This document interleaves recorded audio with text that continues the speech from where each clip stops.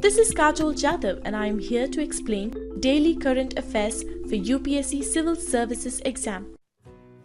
To join the war on climate change, India must establish an emissions trading scheme.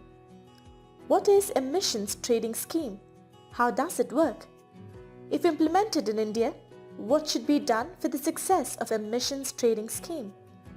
How to ensure compliance under ETS? This can be the most probable question for 2018 exam. One can see it under GS Paper 3, Conservation, Climate Change. In this video, you can find detailed answers for all the above questions. The above article has been retrieved from thehindu.com, dated March 3rd, 2018. What we are providing here is just a 10% sample out of the full-length video. Visit our website iasvideos.com to join the course and to unlock all videos. We offer this pen drive course cash on delivery on Amazon.in too. Amazon will deliver our course to your doorstep. What is the context about?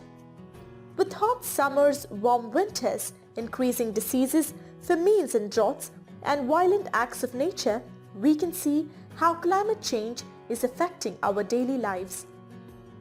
India, which aims to be a global superpower, seems to have approached the subject half-heartedly, hiding behind the veil of protecting its growing economy.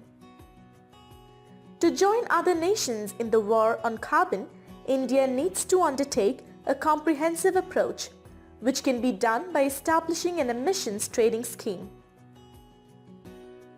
What is emissions trading scheme?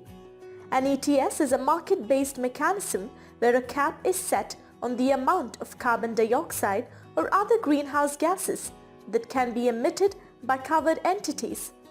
The emitters can either reduce their emissions to adhere to the cap or buy additional allowances from other entities to compensate for their deficiency. How does it work? One allowance gives the right to the holder to emit 1 ton of carbon.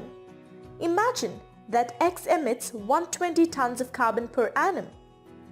The ETS sets a cap of 100 tons of carbon per annum, equivalent to 100 allowances on it. X would have the option to either reduce its emissions to 100 tons of carbon or buy 20 allowances to cover the difference. If implemented in India, what should be done for the success of emissions trading scheme? A separate and independent regulatory authority must be set up to implement the ETS. This would ensure that the ETS is insulated from the political influence of climate skeptics. The authority must strive to educate emitters about ETS and inform them of cheap methods to reduce their carbon footprint.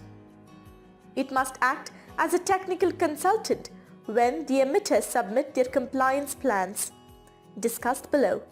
It must also plan for contingencies and be ready to use the tools at hand to prevent market failure. How to ensure compliance under ETS? The ETS must obligate the emitters to design a compliance plan, setting out its own medium and long-term goals with an explanation of how it would achieve them. The big emitters must be required to adhere to their compliance plans, and sanctions must be imposed in case of any non-compliance. It is imperative to maintain the price of the allowances within a certain desirable range. If the prices of the allowances is too high, it may result in increased non-compliance and force the emitters to reduce output, thereby hurting the economy. How the price volatility is being controlled in case of ETS? There are 3 suggested measures for controlling price volatility: safety valve trigger, price-based market stability reserve, and banking. A safety valve trigger is a mechanism whereby if prices touch a predetermined level, actions are initiated to drive them down. For instance, say emitter X with a cap of 100 tons of carbon per annum emitted 110 tons of carbon in the first year due to sudden increase in the demand in the economy, and 90 tons of carbon in the second year.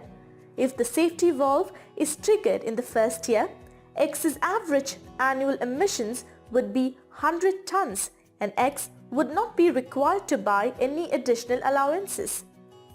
Similarly, in the MSR, a certain number of allowances are released in the market. If the price of the allowance hits a predetermined level, once the additional allowances are released in the carbon market, the supply would increase, leading to a reduction in the price of the allowances. Banking offers respite to the emitters on an individual basis. An emitter is anticipation of high prices would be allowed to bank his unused allowances for the next compliance period. However, such banking must be restricted to consecutive compliance periods and to a certain percentage of total emissions.